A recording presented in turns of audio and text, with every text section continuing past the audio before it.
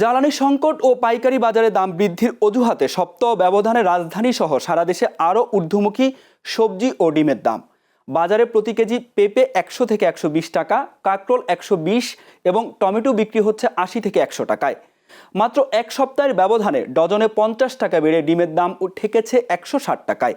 এছাড়া কেজিতে 100 থেকে 200 টাকা পর্যন্ত বেড়েছে সব ধরনের মাছের দাম। গরুর মাংস বিক্রি হচ্ছে 800 টাকা কেজিতে। এদিকে মুরগির বাজারে কিছুটা স্বস্তি মিলল। ব্রয়লার প্রতি কেজি 180 থেকে 200 এবং সোনালী মুরগি বিক্রি হচ্ছে 380 থেকে 400 টাকায়। তবে বাজারে নতুন চাল আসায় চালের দাম কিছুটা কমতির দিকে। সাধারণ ক্রেতারা বলছেন, নিত্য পণ্যের এমন লাগামহীন ঊর্ধ্বগতিতে চরম ভোগান্তিতে পড়েছেন তারা। এদিকে খুচরা ব্যবসায়ীরা বলছেন, পাইকারি বাজার পর্যায়ে দাম বাড়ায় খুচরা বাজারেও তার প্রভাব পড়তে শুরু করেছে।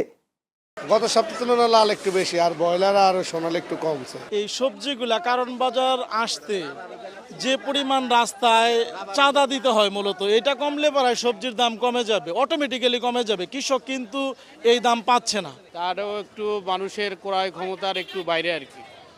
তাই এখান থেকে আমরা একটু যদি আরো কম হয় ভালো হবে আমাদের জন্য। দাম তুলনামূলকভাবে অনেক বেশি। এখানে তো নর্মালি একটু কম হওয়ার কথা, কিন্তু এখানে তো দামটা মানে বেশি